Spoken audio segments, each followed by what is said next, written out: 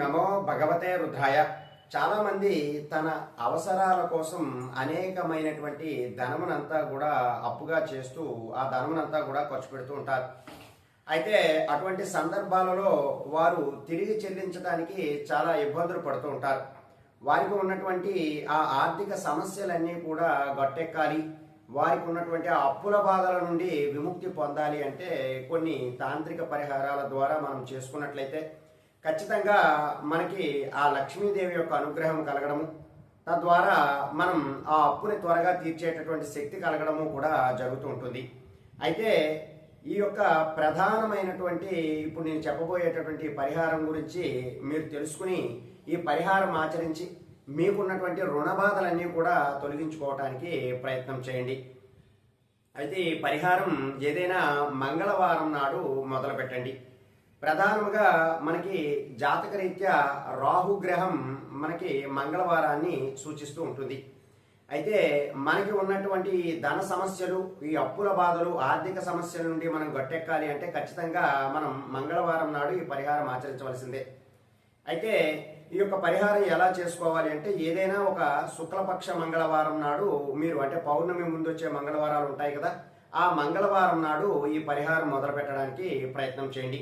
ఇది నెలలో ఒక్కసారి ఈ పరిహారం చేసుకుంటూ ఉండండి. ఇలా గనక మీరు ఒక ఐదు మంగళవారాలు అంటే 5 నెలల పాటు ఈ యొక్క మంగళవార పరిహారాన్ని కనుక ఆచరించారంటే ఖచ్చితంగా మీకున్నటువంటి ఆ రుణ బాధలన్నీ కూడా తొలగిపోతాయి. దీనికి ఏమీ కూడా పెద్దగా మంత్ర జపాలు చేయాల్సినటువంటి అవసరం లేదు. చాలా చిన్నదైనటువంటి పూజ ఉంటుంది. ఆ పూజ కూడా మీరు చేసుకునేటటువంటి వీలుగానే ఉంటుంది. అయితే మీరు ఈ యొక్క మంగళవారం నాడు ప్రాతకాలాన్ని నిద్రలేచి చక్కగా తలస్నానం అంతా కూడా చేసుకున్న తర్వాత మీ పూజా మందిరంలోకి ప్రవేశించి మీ యొక్క పూజా మందిరంలోని గోధుమ పిండిని, అలాగే కొద్దిపాటి పసుపుని, అలాగే కొంచెం ఆవు పాలను ఈ 3 ద్రవ్యాలను కూడా తీసుకుని చక్కగా ఒక ముద్దలాగా తయారు చేసుకోవాలి. ఆ ముద్ద సహాయంతో మీరు ఒక పెద్దదైనటువంటి నాగ ప్రతిమను, అలాగే 5 చిన్న నాగ ప్రతిమలను కూడా తయారు చేసుకోవాలి.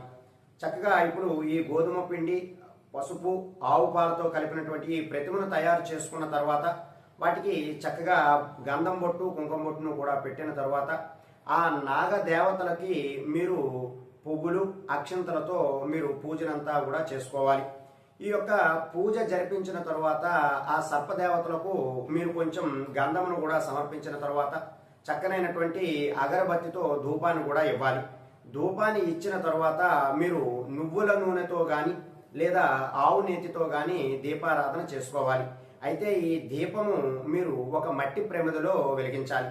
ఈ మట్టి ప్రమిదలో వెలిగించిన తర్వాత ఆ దీపాన్ని అంతా కూడా అక్కడ ఉంచి ఆ నాగ ప్రతిమలకు ఆ దీపాన్ని అంతా కూడా చూపెట్టిన తర్వాత ఒక జిల్లేడు ఆకును తీసుకుని ఆ జిల్లేడు ఆకు పైన ఒక చిన్నపాటి బెల్లం ముక్కను కూడా నైవేద్యంగా పెట్టాలి. అలా పెట్టిన తర్వాత ఆ నైవేద్యాన్ని అంతా కూడా ఆ నాగ ప్రతిమలకు చూపించి ఆ రోజంతా కూడా విడిచిపెట్టేయాలి.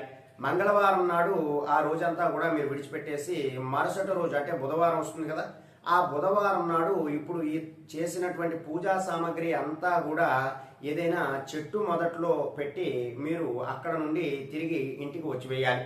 అలా వచ్చి మీరు మీ ఇంటికి వచ్చిన తర్వాత కాళ్ళు చేతులు కడుక్కుని చక్కగా మీ పనులు ఏవైతే ఉన్నాయో ఆ పనులన్నీ కూడా మీరు పూర్తి చేసుకోవచ్చు. అయితే బుధవారం నాడు మీరు ఉదయం 6 నుండి 9 గంటల మధ్యలో ఏ సమయంలోనైనా సరే చెట్టు దగ్గర పెట్టి మీరు తిరిగి వచ్చేయవచ్చు.